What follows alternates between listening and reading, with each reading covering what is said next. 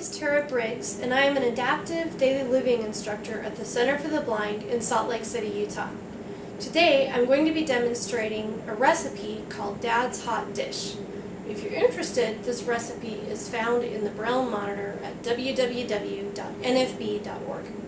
This recipe incorporates the following alternative techniques: chopping, using the stove, telling when meat is done, and using the oven. Alright, here's the recipe. Dad's Hot Dish. Ingredients: 1 pound ground beef cooked, 1 large onion, or 1 large potato cubed, 4 carrots sliced, 1 medium onion diced, 1 to 2 cups beef bouillon, salt and pepper to taste. Method: layer all ingredients in a baking dish and bake 1 hour at 350 degrees. And then you're done. It's a great recipe. The first thing we're going to do in making this recipe is we're going to set our oven. This oven comes equipped with a touchscreen. Touchscreen ovens can be made accessible to blind people. However, you need to make sure that when you're purchasing an oven, the controls are stationary and that the oven has a set default temperature.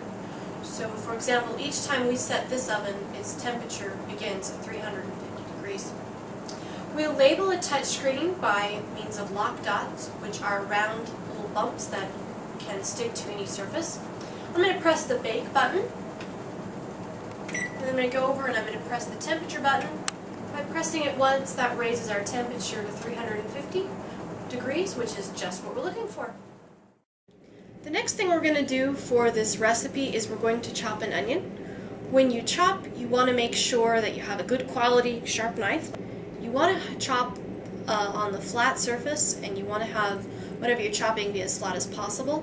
So I'm going to take this onion, I'm going to cut it in half.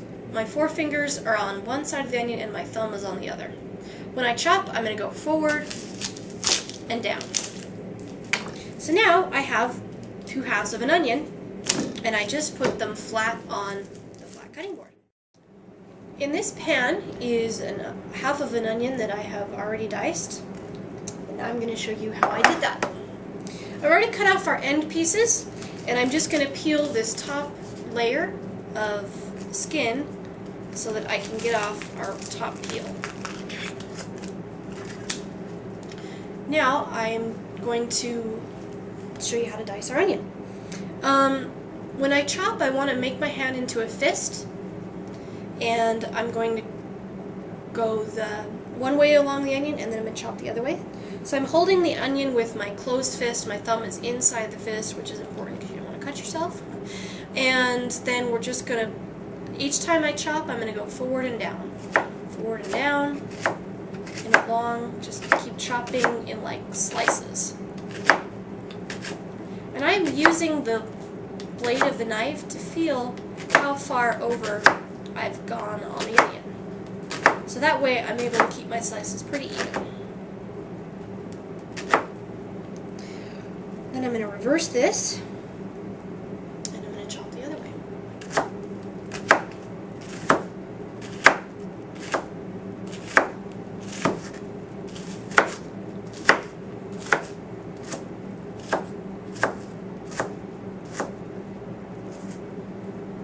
Okay, that's it. Now I'm going to peel a carrot for this recipe.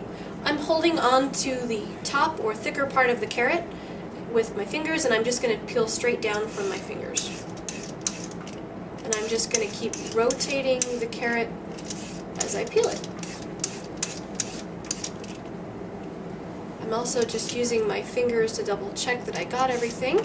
Now I'm going to rotate the carrot, so I'm holding on to the thinner part that I've already peeled, and I'm going to peel the top part that I was just holding on to.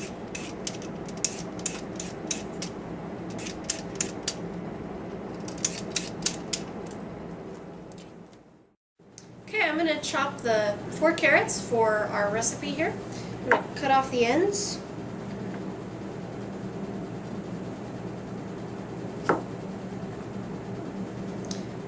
I'm forming my hand into a fist, and I'm holding my fist against the carrot.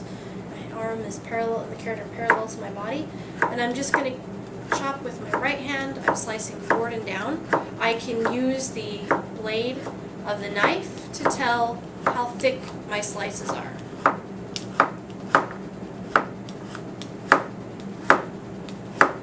The blade of the knife is against my fist, so I can also keep track of where that is.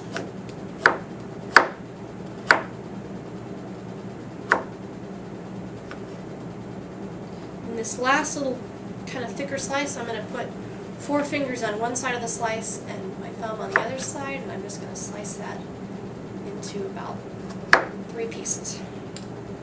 And I'm going to collect all these carrots, and I'm going to just put them in the pan with the other carrots and the onion. Now we're going to cube the potato for our recipe. I've washed the potato. I am choosing not to peel the potato. You can peel the potato if you wish. I like the peel, and it's pretty healthy for you. I'm going to slice our potato in half, lengthwise. My fingers are on one side of the potato and my thumb is on the other, making a kind of tunnel with my hands.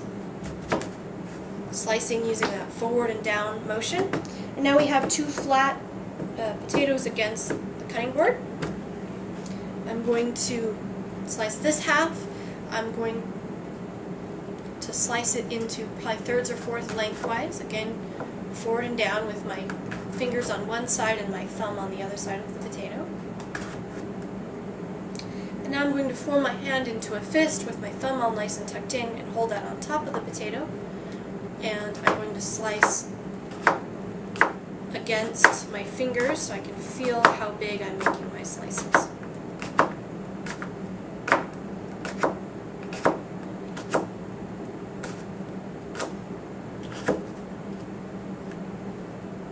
Alright, now we're just going to take this and put it into the pan.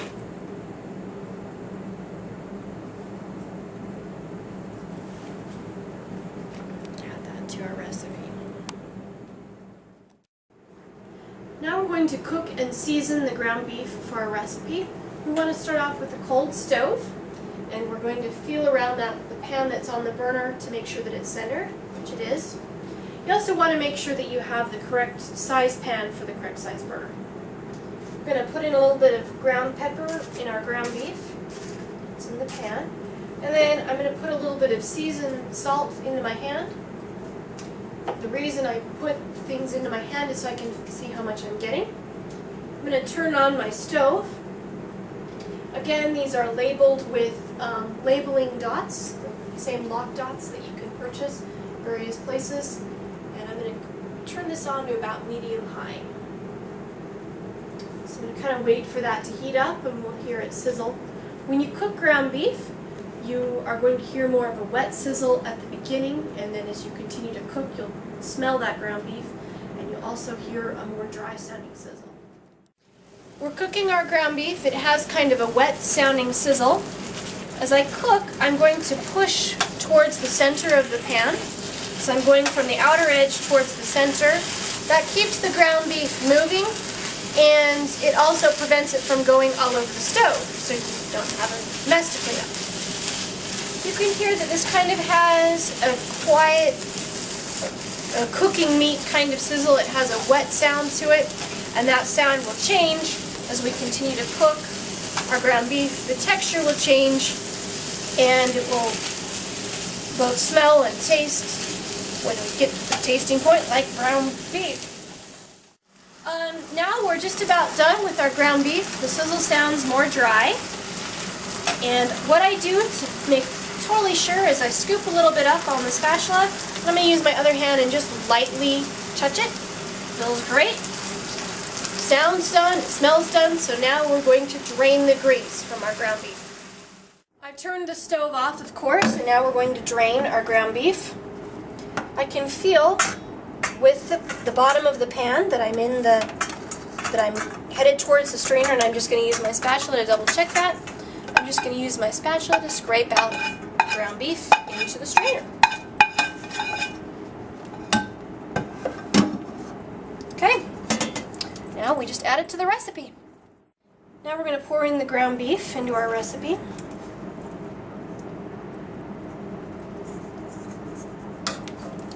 And even though the recipe doesn't say to do it, I'm going to kind of just mix things up just a little bit here.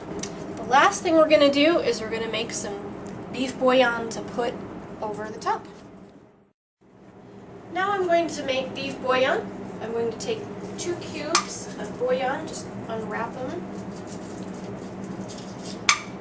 And then I'm going to take 2 cups of water. I'm putting my finger just kind of over the side of the cup there to make sure that that's level. 1, 2,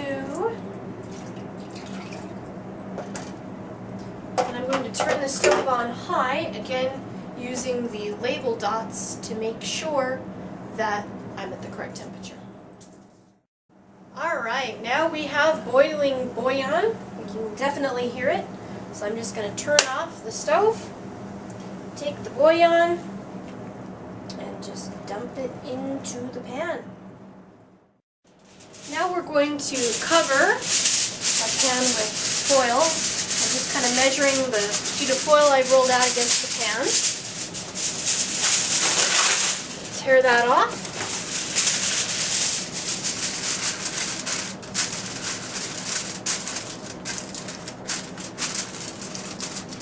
Make sure that's covered. Now we're going to take our casserole and put it into the preheated oven. The casserole is on top of the stove. I'm going to open up the oven door. I've got some oven mitts on here. I'm going to pull out the top rack. Take the casserole.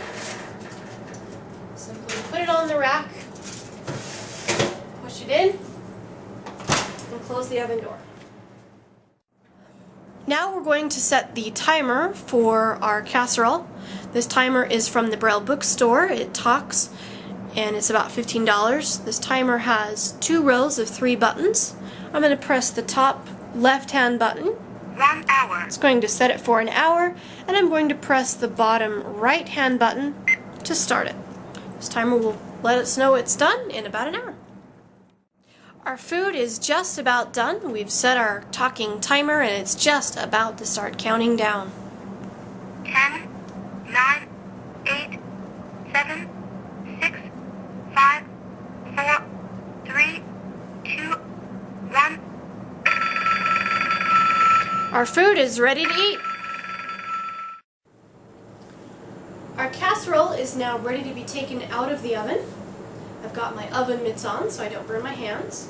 I'm going to open up the oven door, pull out the rack, pick up the casserole, put it on top of the stove, push in the rack, close the oven door. We're going to lift the foil off of the casserole. This is very important.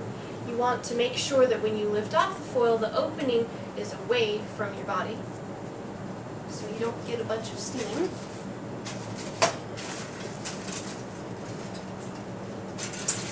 Now I have a fork, and I'm going to check and make sure the casserole is done by poking the vegetables. And it feels very tender. Looks great. We're ready to eat. Alright, here's our great casserole. We're going to turn off the oven, and we're going to eat.